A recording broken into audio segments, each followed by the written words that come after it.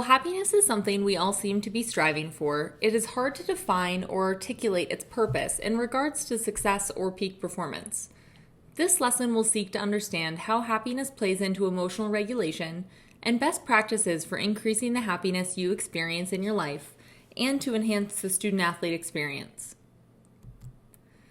Happiness is defined as a state of heightened positive emotion that has a profound effect on our professional and personal lives. In fact, Emma Sapala, the science director for the Center for Compassion and Altruism Research and Education at Stanford University, have said the happiest people don't have the best of everything, but they make the best of everything they have. Happiness increases our emotional and social intelligence, boosts our productivity, and heightens our influence over peers and colleagues. Multiple studies have shown that happiness boosts our productivity by more than 10% and increases resilience, the ability to bounce back, particularly under stress, more quickly. This is very similar to grit, which we explored in the last module. We've been conditioned by society to believe that in order to be happy, we need to suffer to be successful, and that only with success comes happiness, when in reality the opposite may be true. Happiness makes us more likely to be successful. And finally, it is possible for happiness to be trained through the development of habits. Let's focus on that last point for a moment. The good news is that happiness can be trained like any other skill.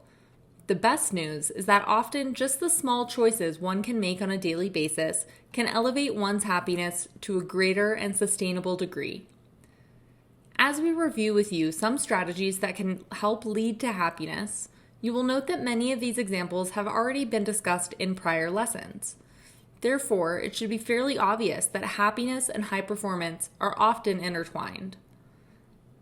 Before we get into the strategies in regards to training happiness, let's talk about Jill.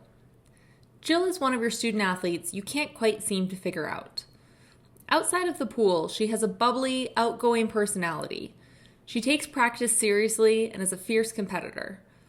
What you've discovered over the past 2 years working with Jill is that Jill's mood on the pool deck, that liminal space between the hallways of high school and the act of swimming, is completely dependent on her meet results.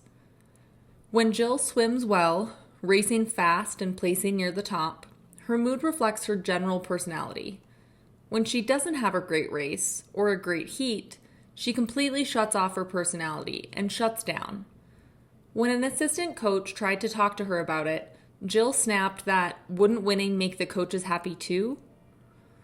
Let's keep Jill's situation and reactions in mind, not only during this lesson, but during this entire module.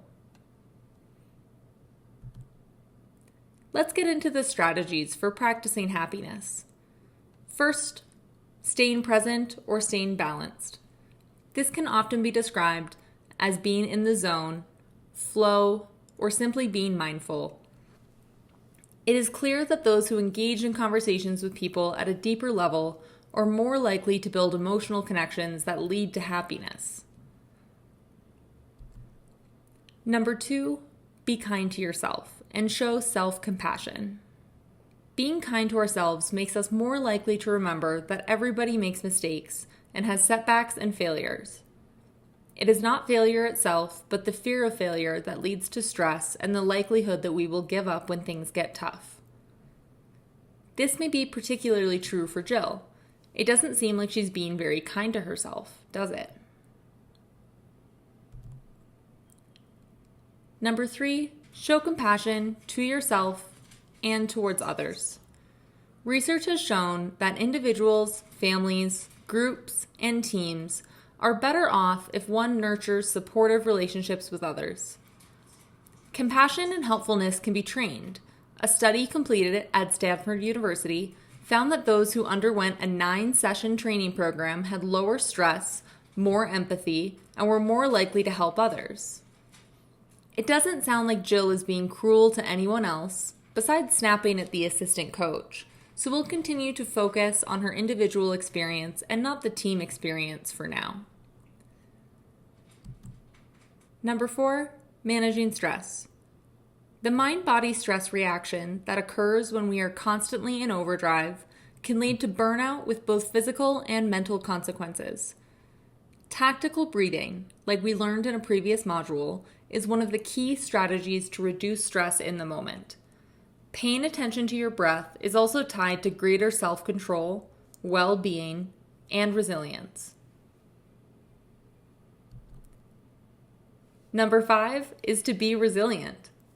As previously discussed, there are several ways to train grit, but the use of positive emotions to respond to stressful experiences also allows one to recover much more quickly to a setback, in part by not having our flight or fight system kick in as intensely under stress.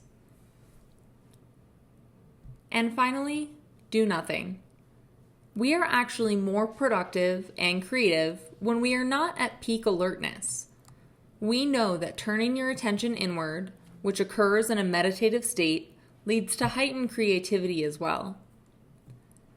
It is clear from the research that our well-being and happiness also increases in environments where we build low-intensity activities and quiet time into our day.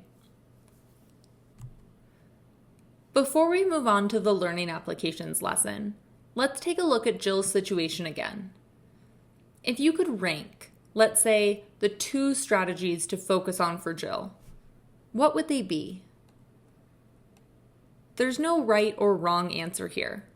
Maybe you focus on having Jill be kinder to herself, or having her race less to do nothing. It might be managing stress, or maybe improving resilience through the strategies we discussed in the lesson on grit. The key here is to present them to Jill in a way that she'll embrace. This is what we'll discuss in the next lesson.